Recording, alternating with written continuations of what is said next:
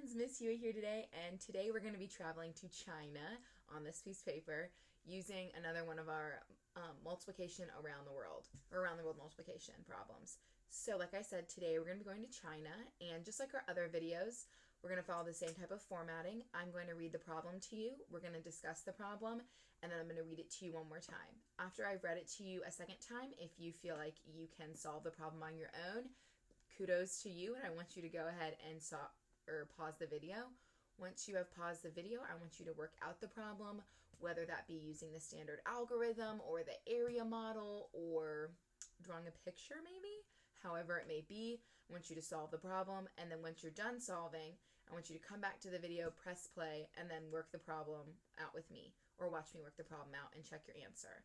If I have read this problem and you think, wow, that is way too hard for me to do on my own, I want to watch Miss Hewitt do it, then that is 100% okay as well. That's what the video is here for. And after I read the problem, we're going to work it out together, and then you can check your answer. So let's go ahead and get onto it, and I'm going to read the problem for you today from China. It says, during the Ming Dynasty, workers built the last section of the Great Wall of China. They built 300 kilometers each year for 200 years. Kilometers. They built 300... Miss Hewitt cannot speak today. They built 30 kilometers each year for 200 years. How many kilometers long was the wall after 200 years? So, they built 30, I'm going to write it up at the top, 30 kilometers for 1 year. So 1 year equals 30 kilometers. And they did that for 2 years. How many kilometers long was the wall after 2 years? After 200 years. Y'all, Miss Hewitt needs to take a break from math, I think. So we're going to do 200 times 30. I can tell you right off the bat what I already think, or how I would solve this problem, just mentally, but that's not what this is here for. So, actually, now that I'm looking at it, let's just try using the standard algorithm for this one, because I think that drawing an area model might not be the best, just because it's just 230. There's no digit in the ones place or digit in the tens place for the 200. So let's try it. So remember, in the standard algorithm, we take one digit and we multiply all of the digits across. So 0 times 0 is going to give us a fat 0. 0 times 0 is going to give us another fat 0. And then 0 times 2 is going to give us another 0. So I'm just going to write us across 0, 0, 0.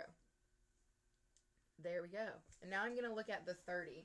Now that I've moved to the 30, though, it's in a different place value. It's not in the ones anymore. It's in the tens. So I'm going to draw a little spot right here. Oh, I haven't even done it. So I'm going to draw a little spot right there because that's my ones digit. That's what the 0 was. And I'm going to skip and go over to this next spot, and that's where I'm going to start when I multiply, because we're multiplying by the tens digit. So 30 times 0 is going to give us another big goose egg, 0. 3 times 0 is going to give us another goose egg, 0. And then 3 times 2 gives us 6. Miss Hewitt she's just all over. So 6. Now our answer is going to be 6,000. I'm going to add all those zeros together, and a whole bunch of nothing gives me 6,000. So it would be 6,000 kilometers. Whew. In 200 years. Because the question asked, how many kilometers long was the wall after 200 years?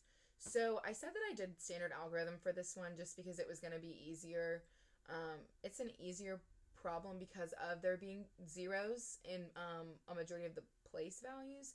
But just for giggles, we're going to draw an area model just so we could see how it would have looked if we had multiplied this way.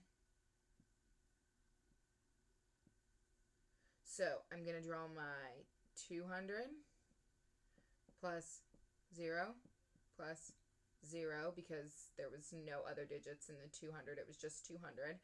And then 30 plus 0 because it was just 30.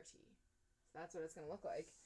And the reason that's really why I didn't set it up this way, because now we're just multiplying 30 times 200, which is what the whole problem is itself. So using the trick that I did in the last video, I'm just going to look at the numbers and I'm not even going to think about the zeros. 3 times 2 is, I know it's 6. So now I'm going to take my zeros from my 200 and I'm going to take my zeros from my 30 and I get 6,000. Alright, so now I'm going to do 30 times 0, which is 0. 30 times 0, say it with me, 0. And then 0 times 200, another 0. 0 times 0, another 0. And a 0 times 0 brings that all up to 0.